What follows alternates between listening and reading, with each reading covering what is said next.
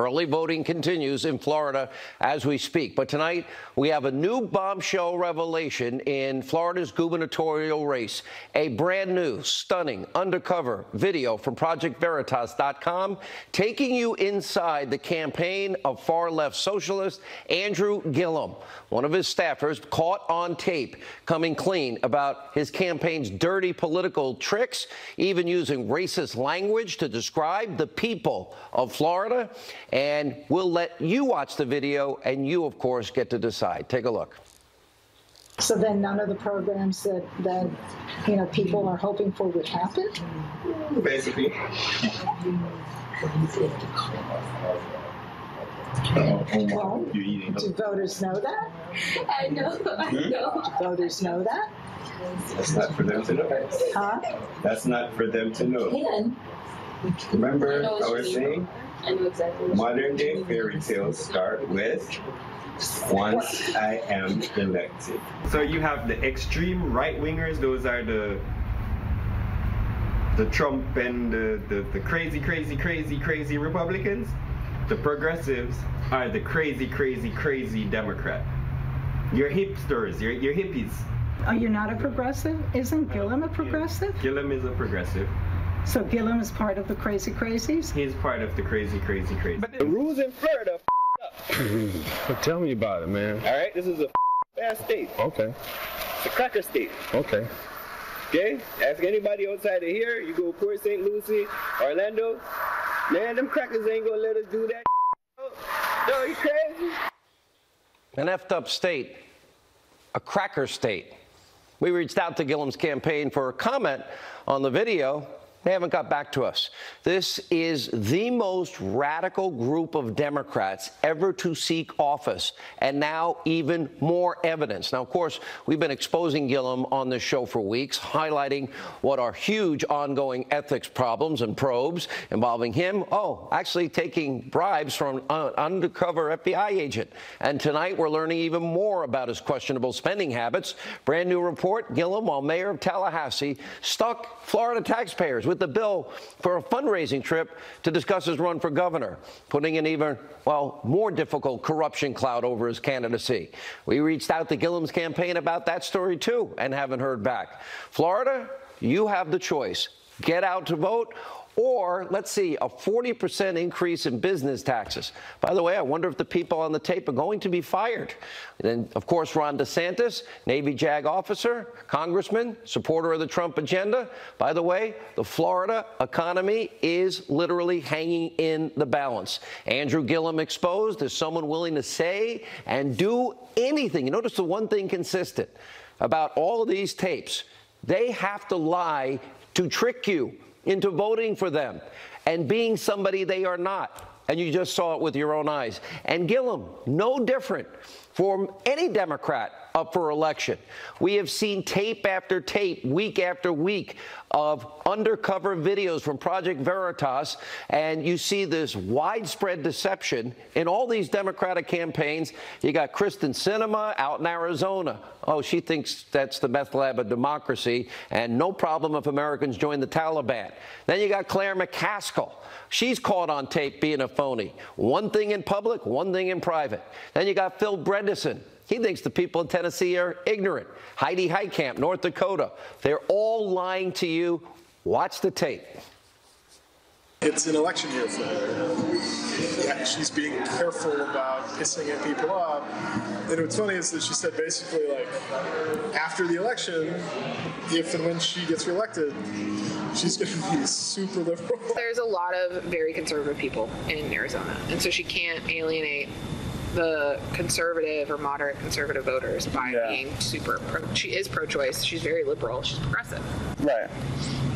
But she doesn't, in this election, want to draw too much attention to being progressive. She doesn't openly go out and support groups like Moms Demand Action or just other groups that are related to that, because that could hurt her ability to get elected. I was so confused because I just can't believe that he would actually vote yes. He wouldn't.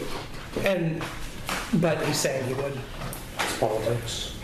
Which I don't know if that makes it worse or better. No, it makes it better, but it's still. But what's the, like, I don't understand what's to gain by saying yes. Moderate Republicans. Democrats can't run and tell you what they really believe, what they really do. So they're pretending to be something they're not, and they're literally acting as moderates when they're anything but, and kind of laughing at the fact that they're doing it. It's sad. One of the Democrats exposed by Project Veritas, Missouri Senator Claire McCaskill, she now finds herself feuding with her own party just days before the election after calling a state senator, Maria Chappelle Nadal, a crazy Democrat for making despicable comments about the president, well, and being assassinated. Well, the state senator fired back in a series of vulgar tweets, calling McCaskill Dixie Claire, comparing her to a slave owner, along with other words we won't repeat here. But without a doubt, that woman's comments are reprehensible. And with just 6 days until the midterms, believe it or not, McCaskill is now making an election year conversion 1 week out of the election, saying nice things about Donald Trump. She even claims to support Trump 100% when it comes to border security. This is an election day conversion. This is not truth. Actions speak louder than words. Claire McCaskill voted against the tax cuts for the people of Missouri. She voted for Obamacare. Remember, keep your doctor plan and save money? She voted against Justice Gorsuch. She voted against Justice Kavanaugh. In fact, she didn't even give the benefit of the doubt, due process, the presumption of innocence to Kavanaugh when he was facing uncorroborated, untrue, ridiculous charges of gang rape. And when she had the chance to stand up for due process, presumption of innocence, constitutional values that have served this country so well, she was nowhere to be found. She's not a moderate, has never been a moderate. She is literally Missouri's Chuck Schumer. So if you want Chuck Schumer in Missouri, vote for Claire McCaskill. Or you can support the Republican who's up in the polls, only slightly, Josh Hawley, who's continuing to gain momentum. Marshall, we've been friends a long time. I've watched your campaign. One thing, there's a lot, 5 Project Veritas tapes have come out. Your tape of Governor Bredesen hiding who he really is, purposely lying to the people of Tennessee, and his staff, which it turned out being his staff, actually referring to the people of Tennessee as ignorant. I think Tennessee is one of the greatest states in this country. I happen to love Nashville and country music. So since that time, it seems like your poll numbers have gone up a lot. They have indeed, and we like the trend that we are on. I have to tell you, there has been one slight and one diminishment after another from the Bredesen camp toward the voters of Tennessee. There's been, they've been referred to as idiots with an expletive in first of idiots by a Bredesen spokesperson, said they weren't worth the time. You have Hillary, of course, the deplorables comment, and Bredesen's team kind of following back on with that in their spokesperson Mark Brown's comments. But here's the thing, Sean, Tennesseans are pretty specific about what they want in their next U.S. Senator. They want a conservative. They want more constitutional judges. They want to keep their tax cuts, and I can guarantee you this, they want that southern border secured. And they're very concerned about the caravan that is coming through Mexico into our southern border. And every day people are saying, Marcia, we know you're going to stand with the president and you're going to stand to get that wall built. And absolutely I am, and it's a pivotal issue in this race. You know, stay with Florida for 1 second here. This tape by Project Veritas, you whip them up, the poor, the middle income, you have to whip them up into a frenzy in order to get them to vote. I don't think that he can say it about his gun agenda because he's trying to get moderates, the same as the other 4 tapes, as, you know, Tennessee, Bredesen, Claire McCaskill, Kristen Sinema. And here's the last one. Gillum's not, you know, his own step. Florida is effed up. An effed up cracker state. You have to appeal to white guilt. Okay.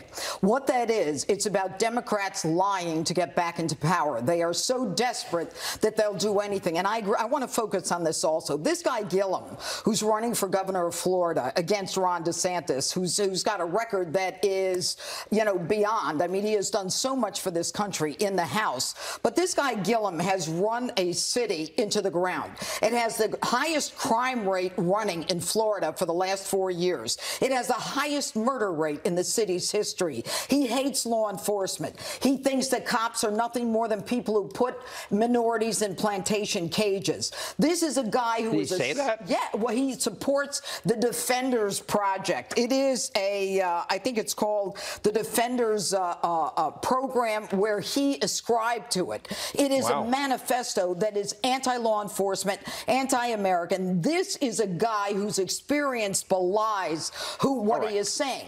Let's say conventional wisdom is right, and the Republicans, the split decision that I talk about, that they keep the Senate Republicans, they pick up a few seats, Heidi Heitkamp's seat, probably, I can't see Claire McCaskill winning in Missouri. She's way out of touch with the people of Missouri. I can't see Kristen Sinema win. Dean Heller seems to be hanging on. Now John Tester's in trouble. If people in Indiana don't vote Libertarian, Joe Donnelly would be toast. He's a Schumer Democrat. So my question is, what if there is the split? What if Nancy Pelosi becomes Speaker? Now, go ahead. Well, if she becomes Speaker, I mean, it's going to be aggravating. I mean, to have to listen to this woman for the next X number of years, I mean, nothing she says makes sense to me. But more than that, in the end, the Senate is the one that counts. You asked me, so I told you. The Senate is what really counts, okay? And look, Donald Trump, the president, can certainly give any candidate the edge. This is a man who you just go to America and you say, do you like the money in your paychecks? Do you like the reduced regulations? Do you like the fact that GDP is 4.2? Do you like consumer confidence? Do you like the fact that ISIS caliphate is destroyed, and on and on? That is the Republican message. It's fact. What he says is what he does. So the headwind, though, is 45 retirements in the House. The headwind is history. Only 3 times in 100 years. You know, think of 1994 when Newt came to power. You know, that was a blistering year against 2 years after Clinton. A disaster in 2010 for Obama. The exception would be George W. Bush after 9/11. Right? Which kind of changes the dynamic. In 2002. But America's never had this type of growth and turnaround in 2 years. You know, that's what I don't understand. If people vote Democrat, you're voting for the radical agenda that failed for 8 years. But you see, Sean, what they have done for the past 2 years since Donald Trump became our president is they have registered these leftists to vote. They've got all kinds of new voters coming into the into the system now. But I think the most important thing that people can do is realize that you can't count on any polls. We couldn't count on them in 2016. No. People are afraid to say they're pro-Trump. You know it, Sean, and so do I. So they attack you. Predictions. What's going to happen? I think that we may lose the House by a couple. It certainly is not going to be a blue wave. We're going to hold the Senate, maybe get more seats, and America's going to continue to be on a roll. If it's by a couple, that means it's within reach. I know. If everybody votes. I know. Yeah. You're right again. I'm always right.